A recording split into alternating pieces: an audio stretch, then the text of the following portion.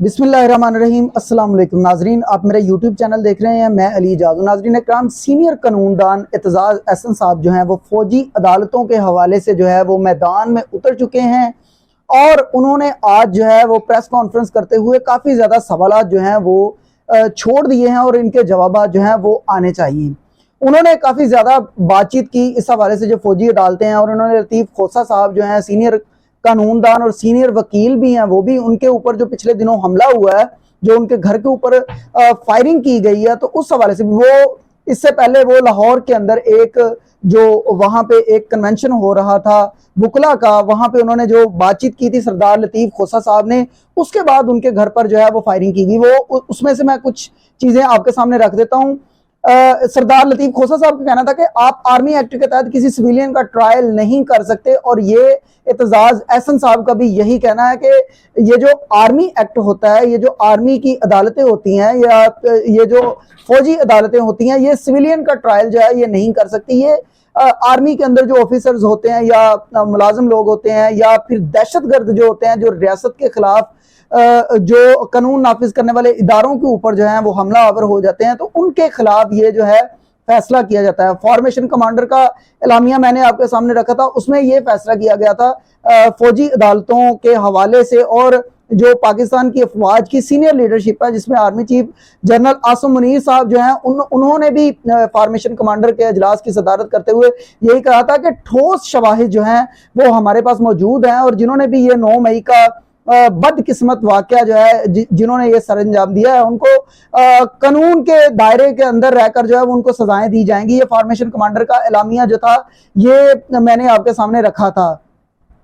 तो अब ये जो फौजी अदालतें हैं, ये कर्नल या ब्रिगेडियर रैंक के ये जो ऑफिसर होते हैं, ये इनको जो है वो हेड करते हैं। अगर पाकिस्तान के इदारों की ये जो लीडरशिप है, उन्होंने ये फैसला कर लिया कि हमारे पास ठोस शवाहिद मौजूद हैं, ये एतजाज अहसन साहब ने भी यही कहा और दीगर लोग भी यही बातें कर रहे हैं कि अगर पाकिस्तान की ये जो अदारों के सीनियर लोग ये कह रहे हैं कि हमारे पास ठोस शवाहिद मौजूद हैं, तो जो उनके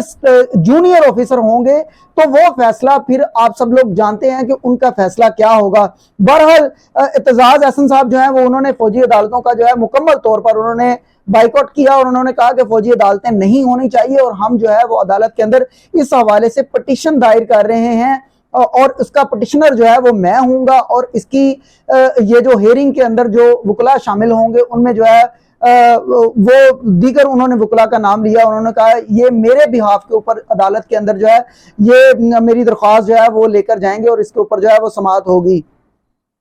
एतजाज अहसन साहब ने मजीद सवालात छोड़े। उन्होंने कहा कि 9 मई को आईजीज जो हैं वो कहाँ थे, चारों सूबों के आईजीज जो हैं, ये पाकिस्तान में जो हालात पैदा किए गए 9 मई के, और जिस तरह फौजी तंसीबात के ऊपर लोगों ने वहां पे जाने की कोशिश की और हमला आवर हुए, तो सबसे पहले सवाल ये पैदा होता है कि आम रूटीन में तो वहां पे जो है वो एक चिड़िया भी पार नहीं मार सकती, तो लोग फिर वहां पे कैसे चले गए, ये बहुत बड़ा सवाल है। और इसका वाकईतन ये जवाब मिलना चाहिए कि कैसे इतनी बड़ी पब्लिक जो थी, अगर लोगों को या इदारों को पता था कि ये पब्लिक जो है वो मुश्तिल है, इनको जो है वो गुस्सा है, तो ये कहीं वो ऐसा ना हो कि कोई नुकसान कर दें, तो इस हवाले से उनको रोका क्यों नहीं गया। ये एतजाज अहसन साहब ने भी इसी तरह कहा। उन्होंने कहा कि आईजीज जो हैं चारों सूबों के, उनको शामिल तफ्तीश करना चाहिए और उनसे ये पूछा जाना चाहिए कि क्या ये जो क्राउड था, ये जो आवाम थी, उस ये जो फौजी तंसीबात हैं उनके ऊपर इतनी आसानी से कैसे वहां पे पहुंच गई। और ये उन्होंने कहा कि ये प्री प्लान है और ये मुकम्मल तौर पर जो है ये प्लानिंग के तहत हुआ है। और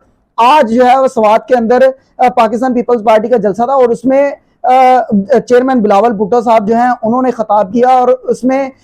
उनका कहना था कि जिस तरह हमने कराची मेयर का इलेक्शन जीता है, इस तरह हम पूरे पाकिस्तान के अंदर जो है इलेक्शंस जीतेंगे और पाकिस्तान के अंदर जो है हुकूमत बनाएंगे। तो किस तरह आपने कराची के मेयर का इलेक्शन जीता है, ये तो सब लोगों को पता है, और हमें भी पता है कि आपने किस तरह से ये कराची के मेयर का इलेक्शन जीता है। एक बंदा जिसके पास 193 की अक्सरियत मौजूद है और एक बंदा जिसके पास 173 की अक्सरियत मौजूद है, और उसमें 30 से 35 लोग जो हैं ये इसमें शिरकत नहीं करते और वोट डालने नहीं आते, और उनका ये भी पता नहीं चलता कि वो कहाँ है, कहाँ गायब किया गया है उनको। तो फिर हम सब लोगों को पता है कि ये किस तरह आपने जो है ये कराची मेयर का इलेक्शन जो है वो जीता था। आज 17 जून है और जब आप ये मेरा वीलॉग सुन रहे होंगे तो 18 जून हो चुका होगा।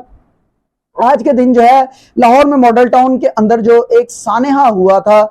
उसको गुजरे हुए 7 बरस जो हैं वो मुकम्मल हो चुके हैं और 17 जून 2014 को लाहौर में मॉडल टाउन का जो वाकया पेश आया था, चीफ मिनिस्टर साहब थे उस वक्त के शहबाज शरीफ साहब और वजीर कानून थे उस वक्त के राना सनाउल्लाह साहब। वो लोग आज भी उनके जो लवाहिकीन हैं, जो वहां पे जो लोग मारे गए थे पुलिस की फायरिंग से, 14 से 15 लोग जो वहां पे कत्ल किए गए थे, शहीद किए गए थे, उनके लवाहिकीन आज भी इंसाफ के लिए मुंतजिर हैं और इंसाफ उनको मुयस्सर नहीं है और हमारी अदालतें जो है वो आपके सामने हैं। और इसके बाद जो है इमरान खान के साबिक प्रिंसिपल सेक्रेटरी जो आजम खान साहब हैं वो भी लापता हैं, उनके हवाले से भी थाना कोसार में FIR दर्ज कर दी गई है। और राना सनाउल्लाह साहब, इस हवाले से उनका काफी ज्यादा क्लियर स्टांस है। उनके जब भी उनसे सवाल किया जाता है कि ये लोग कहाँ हैं, तो वो उनके बजाय इसके कि इसको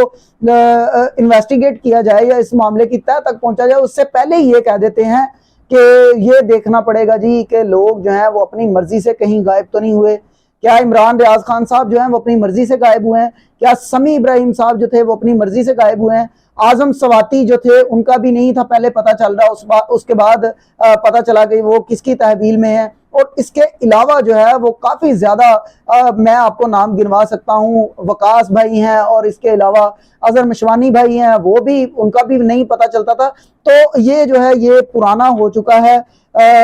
और इसको जो है वो मेरे ख्याल में अब अपना बयानिया जो है ये चेंज कर लेना चाहिए। एक और जो लास्ट में मैं बात करूंगा, यूनान के अंदर जो कश्ती का सानेहा हुआ है, मैं तो इसको सानेहा ही कहूंगा। पाकिस्तानी काफी ज्यादा बड़ी तादाद में उस कश्ती के अंदर जो थे वो मौजूद थे और वहां पे कश्ती, वहां पे उसका सानेहा उलट गई और साथ बताया ये जा रहा है कि 700 से ज्यादा वहां पे लोग थे उस कश्ती के अंदर।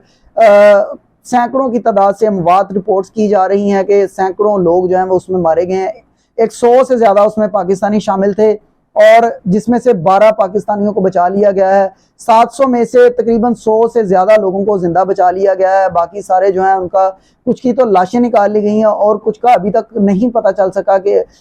वो कहाँ हैं। तो जो बेचारे वहां पे कश्ती उलटने से जो लोग वहां पे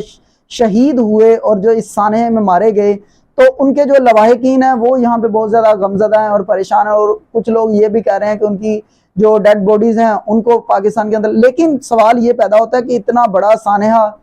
हो गया और पाकिस्तान के अंदर जो कुछ नाम नेहाद एजेंट्स बैठे हुए हैं जो गैर कानूनी तौर पर लोगों को बाहर ले जाते हैं और वहां पे उनके साथ जो है डंकी लगाकर बाहर ले जाने की कोशिश करते हैं, तो उनको कैसे कानून के दायरे के अंदर लाया जाए और ये जो कीमती जाने हैं उनका ज़िया जो है वो किस तरह से रोका जाए। उम्मीद करता हूं आपको वीडियो पसंद आई होगी। अपना ख्याल रखिएगा, अपने इस चैनल का भी। अल्लाह हाफिज।